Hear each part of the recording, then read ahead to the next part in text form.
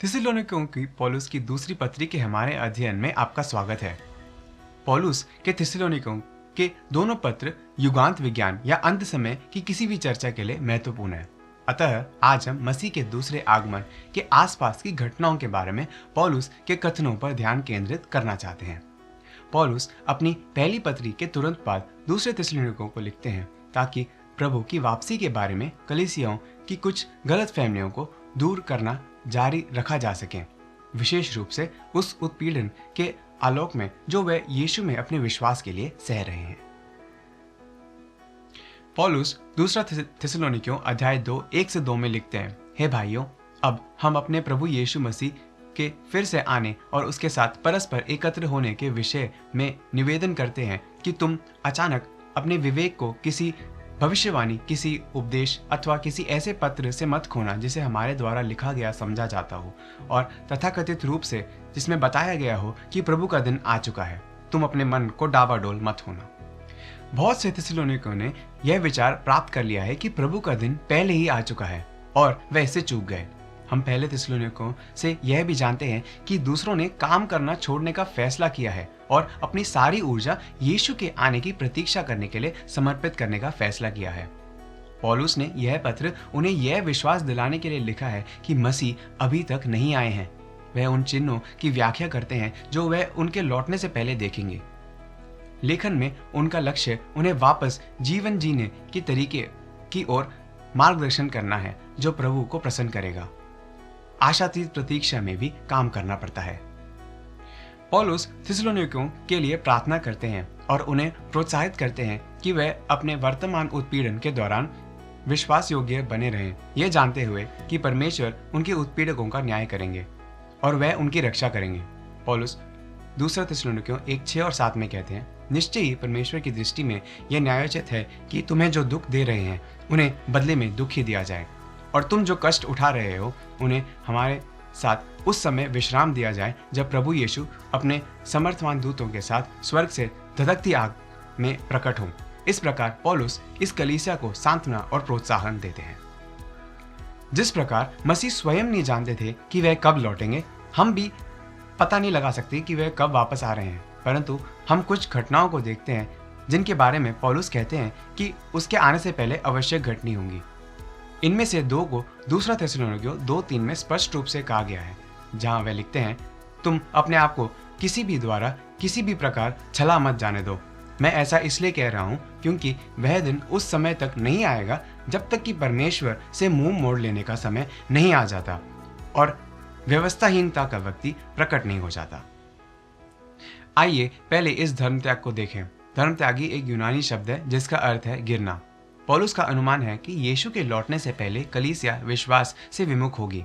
दूसरा तीमुथियुस 3:1-5 में पौलुस लिखते हैं, याद रखो, अंतिम दिनों में हम पर बहुत बुरा समय आएगा। लोग स्वार्थी, लालची, अभिमानी, उद्दंड, परमेश्वर के निंदक, माता पिता की अवहेलना करने वाले, निर्दय, अपवित्र, प्रेम रहित, क्षमाहीन, निंदक, असंयमी, बर्बर, जो कुछ अच्छा है उसके विरोधी, विश्वासघाती, अविवेकी, अहंकारी और परमेश्वर प्रेम होने की अपेक्षा सुखवादी हो जाएंगे। वह धर्म के दिखावटी रूप का पालन तो करेंगे किंतु उसकी भीतरी शक्ति को नकार देंगे। उनसे सदा दूर रहो। विश्वास से इस अलगाव में दूसरा तीमुथियुस 4:3 और 4 के अनुसार झूठी शिक्षा की ओर मुड़ना भी शामिल होगा, जो कहता है, मैं यह इसलिए बता रहा हूँ कि एक समय ऐसा आएगा जब लोग उत्तम उद्देश्य को सुनना तक नहीं चाहेंगे। वे अपनी इच्छाओं के अनुकूल अपने लिए बहुत से गुरु इकट्ठा कर लेंगे जो वही सुनाएंगे जो वे सुनना चाहते हैं। वे अपने कानों को सत्य से फेर लेंगे और कल्पित कथाओं पर ध्यान देने लगेंगे। पौलुस जिस दूसरी घटना का उल्लेख करते हैं जो निसंदेह पहली घटना से जुड़ी है, वह अधर्म के पुरुष का प्रकटीकरण है। दूसरा थिस्सलुनीकियों 2:4 में पौलुस इस अधर्म के पुरुष का वर्णन विनाश के पुत्र के रूप में करते हैं। वह अपने को हर वस्तु के ऊपर कहेगा और उनका विरोध करेगा, ऐसा वस्तुएं का जो परमेश्वर की है, जो पूजनीय है, यहाँ तक कि वह परमेश्वर के मंदिर में जाकर सिंहासन पर बैठकर यह दावा करेगा कि वह परमेश्वर है। अधर्म का पुरुष लोकप्रिय रूप से मसीह विरोधी माना जाता है जो युग के अंत में आता है।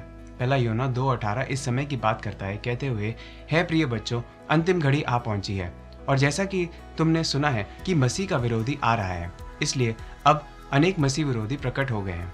इसी से हम जानते हैं कि अंतिम घड़ी आ पहुंची है। अधर्म का पुरुष अपने आप को सब देवताओं से ऊंचा उठाएगा और परमेश्वर के भवन में अपना आसन ग्रहण करेगा।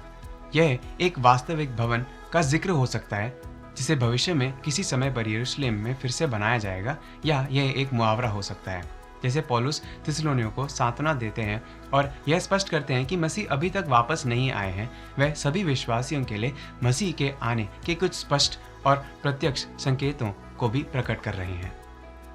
पौलुस रोकने वाले का भी उल्लेख करते हैं जो किसी तरह अधर्म के पुरुष से जुड़ा हुआ है।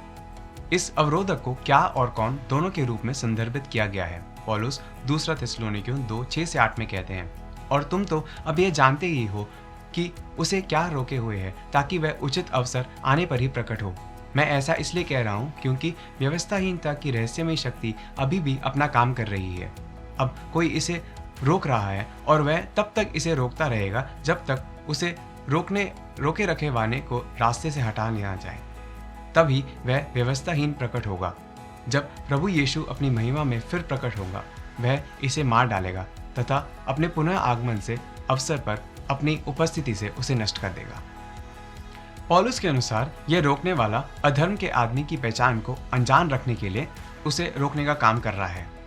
तार्किक रूप से तब जब रोकने वाला हटा दिया जाएगा, अधर्मी प्रकट हो जाएगा। वह हमें इस बारे में विवरण नहीं देते हैं कि यह अवरोधक कौन है, लेकिन हम इसके उद्देश्य को समझने में सक्षम हैं कि यह क्या हासिल करता है। यह ध्यान रखना दिलचस्प है कि रोकने वाला सीधा परमेश्वर से आदेश लेता है और परमेश्वर की शक्ति के साथ अपने उद्देश्य को पूरा करता है। यह अभी भी स्पष्ट नहीं है कि वास्तव में अवरोध कौन कर रहा है। क्या परमेश्वर स्वयं अधर्मी मनुष्य को रोके हुए हैं? क्या यह पृथ्वी पर पवित्र आत्मा की उपस्थिति है? दोनों का संयोजन है या नहीं? किसी भी तरह से परिणाम वही है। परमेश्वर अपने संयम को हटाकर परिवर्तन लाएंगे और अधर्म के पुरुष को प्रकट होने देंगे। जब ऐसा होता है तो दुनिया जैसे कि हम उसे जानते हैं और इसमें हर कोई जल प्रलय के पहले के दिनों की तरह भ्रष्टाचार से भस्म हो जाएगा। दुनिया में परमेश्वर की जगह लेने के लिए बहुत बड़ी बुराई का कोई आंकड़ा उठ खड़ा होगा और यहाँ तक कि खुद को कलीसिया कहने वालों में से कुछ बड़े पैमाने पर धोखा खा जाएंगे और सच्चे विश्वास से दूर हो जाएंगे। जब हम इन भविष्यवाणियों को पढ़ते हैं तो हमें यह महसूस करना चाहिए कि लेखक हमें सटीक विवरण या समय सीमा देने की कोशिश नहीं कर रहे हैं। यशाया, दानिएल, यूहन्ना और कई अन्य लोगों की तरह पौलुस के मन में एक उद्देश्य है जब वह अंत समय के बारे में लिखते हैं। इस उदाहरण में पौलुस कहते हैं कि वह उद्देश्य क्या है। वह थिस्सलुनीयों के विश्वासियों को सच्चाई से दिलासा देना और सुधारना चाहते हैं। वह अपने झूठे विश्वासों के कारण चिंतित हैं और पौलुस उन्हें इन कठिन विषयों की स्पष्ट समझ देकर उन्हें दिलासा देते हैं। यदि आप पवित्र शास्त्र का अध्ययन करने में समय व्यतीत करते हैं तो आप दूसरे आगमन के समय के बारे में कई तरह की राय पाएंगे। जबकि इन भविष्यवाणियों का अध्ययन करना उपयोगी हो सकता है, इसे सावधानी के साथ किया जाना चाहिए। अलग अलग शब्दावली, दृष्टिकोण और साहित्यिक तकनीकों से इस बात की एक एकजुट तस्वीर बनाना लगभग असंभव बना देता है कि दिनों का अंत कैसा दिखेगा। ऐसा इसलिए है क्योंकि पवित्र शास्त्र के लेखक हमें पूरी तस्वीर देने की कोशिश नहीं कर रहे हैं। वह एक संदेश देने की कोशिश कर रहे हैं कि अंत में क्या होगा। जैसा भी दिखता है, परमेश्वर जीतने जा रहे हैं और हम उनके साथ विजयी होने जा रहे हैं। दूसरे आगमन का अध्ययन हमें यही सांत्वना प्रदान करता है। आइए इस क्षेत्र के कुछ संभावित दृष्टिकोण के माध्यम से देखने का प्रयास करें। अंत के दिनों के परिच्छेदों पर वास्तव में 4 महत्वपूर्ण रूप से भिन्न और व्यापक रूप से स्वीकृत दृष्टिकोण हैं। जो बात इन दृष्टिकोणों को अलग करती है वह है उनकी समय सीमा। क्या अंत समय की अधिकांश भविष्यवाणियां अतीत, वर्तमान या भविष्य में घटित होती हैं, या क्या वे केवल अलंकारिक होने के लिए थी? भले ही यह सभी दृष्टिकोण भिन्न हैं, वे सभी अंत समय की व्याख्या के सबसे महत्वपूर्ण सत्य पर सहमत हैं। यीशु वापस आएंगे, परमेश्वर जीतेंगे और हम हमेशा उनके साथ रहेंगे। भले ही बाकी लोग भारी और अनिश्चित महसूस करें, यह सच्चाई और आशा है कि हमें लगातार दावा करना चाहिए। ये अलग अलग दृष्टिकोण इस बात पर भी सहमत हैं कि यह दुनिया हमेशा के लिए नहीं रहने वाली है। अविश्वासियों आमतौर पर मानते हैं कि यह दुनिया चक्रीय तरीके से चलेगी, जिसमें इतिहास घूमता रहेगा और खुद को हमेशा के लिए दोहराएगा। दूसरी ओर बाइबल का विश्व दृष्टि दुनिया को एक चरमोत्कर्ष की ओर, प्रलयकारी अंत की ओर बढ़ाते हुए देखता है। पुराने नियम में इस अंत को प्रभु का अंतिम दिन कहा जाता है और न्याय की एक अवधियों में से पहले होता है। नए नियम में इस अंत में मसीह की वापसी, अंतिम निर्णय और एक नए स्वर्ग और एक नए पृथ्वी की स्थापना शामिल है। प्रभु का यह दिन परमेश्वर के लोगों के लिए छुटकारे और आनंद का समय होगा, परंतु उन लोगों के लिए न्याय और विनाश का समय होगा जिन्होंने पश्चाताप नहीं किया और परमेश्वर के प्रति समर्पण नहीं किया।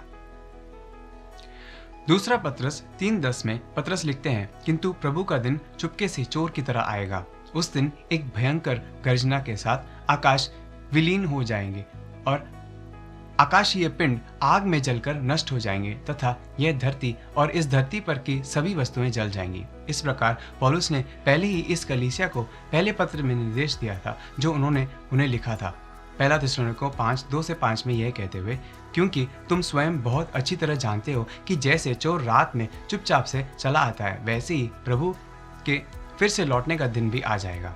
जब लोग कह रहे होंगे कि सब कुछ शांत और सुरक्षित है, तभी जैसे एक गर्भवती स्त्री को अचानक प्रसव वेदना आ घेरती है, वैसे ही उन पर विनाश उतर आएगी और वे वहीं कहीं बचकर भाग नहीं पाएंगे। किंतु हे भाइयों, तुम अंधकार के वासी नहीं हो कि तुम पर भी वह दिन चुपके से चोर की तरह आ जाए। तुम सब तो प्रकाश के पुत्र हो और दिन की संतान हो। अब हालांकि अब विवरणों की व्याख्या करते हैं, आपको सावधान रहना चाहिए कि अंत में भविष्य की भविष्यवाणियों में पाए जाने वाले भविष्यवाणीय संदेश को समझने के साथ अंत की एक सही भविष्यवाणी की समय रेखा का पता लगाने में भ्रमित न हो।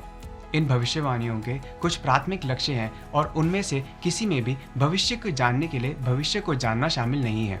पृथ्वी के लिए प्रभु की योजना की बड़ी तस्वीर उसी कारण से प्रकट होती है जिस कारण से प्रभु के पिछले कार्य प्रकट होते हैं। भविष्यवाणी मौजूद है ताकि पाठक परमेश्वर के चित्र को जान सके। जब हम इन बातों को जानते हैं तभी हम वह बन सकते हैं जो परमेश्वर चाहते हैं कि हम बने, वही करें जो परमेश्वर चाहते हैं कि हम करें। हमें उसके सर्वोच्च हाथ पर भरोसा करना चाहिए। यही कारण है कि पौलुस हमेशा दूसरे आगमन के बारे में बात करने के बाद कुछ व्यावहारिक अनुप्रयोग देते हैं। पहले थिस्सलुनीकियों 5 में पौलुस आज्ञाओं की एक सूची देते हैं जिसका पालन किया जाना चाहिए जब हम उनकी वापसी की प्रतीक्षा करते हैं। वह उन्हें पद 12-22 में बताते हैं। 1. उन लोगों का आदर करो जो तुम्हारे बीच परिश्रम करते हैं और तुम्हारी सेवा करते हैं। 2. शांति से रहो। 3. उपद्रवी की निंदा करो। 4. डरे हुए लोगों को प्रोत्साहित करो। 5. कमजोरों की मदद करो। 6. सबके साथ सब्र रखो। 7. बदला ना लो बल्कि दूसरों की भलाई के लिए प्रयास करो। 8. हमेशा आनंदित रहो। 9. बिना रुके प्रार्थना करो। 10. हर बात में धन्यवाद करो। 11. आत्मा को न बुझाओ। 12. भविष्यवाणियों को तुच्छ मत जानो। 13. हर चीज को ध्यान से परखो। 14. जो अच्छा है उसे पकड़े रहो। 15. हर बुराई से दूर रहो।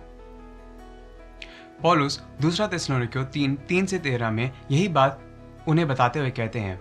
1. भरोसा रखो कि परमेश्वर आपको मजबूत करेंगे और दुष्ट से आपकी रक्षा करेंगे। 2. परमेश्वर से प्रेम करो और परीक्षाओं में डटे रहो। 3. अस्त व्यस्त और अनुशासनहीन जीवन जीने वाले विश्वासियों को बर्दाश्त ना करो। 4. दुनिया में आपका रास्ता चुकाओ और दूसरों पर बोझ मत बनो। 5. अगर कोई काम नहीं करेगा तो उसे खाना भी नहीं चाहिए। 6. कड़ी मेहनत करो और पराये काम में बाधा डालने वाले ना बनो। 7. व्यक्तिगत जिम्मेदारी का शांत जीवन जियो। 8. भलाई करने से न थको। यदि हम इस सलाह को गंभीरता से लेते हैं तो हम परमेश्वर के चरित्र, इच्छा और उद्देश्य को अधिक स्पष्ट रूप से देखने लगेंगे।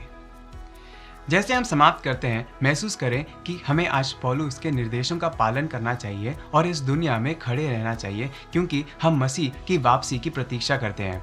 हमें प्रभु के लिए काम करने में व्यस्त रहना चाहिए और हर समय उनके आने के लिए भी तैयार रहना चाहिए क्योंकि हम में से कोई भी उस तारीख या समय को नहीं जानता है जब वह आएंगे। हम मसीह के आने की कुछ चेतावनी संकेत को देख सकते हैं, लेकिन हमें उन पर ध्यान नहीं देना चाहिए या यह पता लगाने की कोशिश नहीं करनी चाहिए कि अंत के बारे में कौन सा दृष्टिकोण सही है। इसके बजाय हमें बड़ी तस्वीर से चिपके रहना चाहिए, प्रभु के लिए विश्वास योग्य और कड़ी मेहनत करनी चाहिए का प्रयास करना चाहिए। हमें उनके वचन के प्रति आज्ञाकारी बने रहना चाहिए और जिम्मेदार जीवन जीना चाहिए जो हमारे स्वर्गीय पिता का सम्मान करते हैं।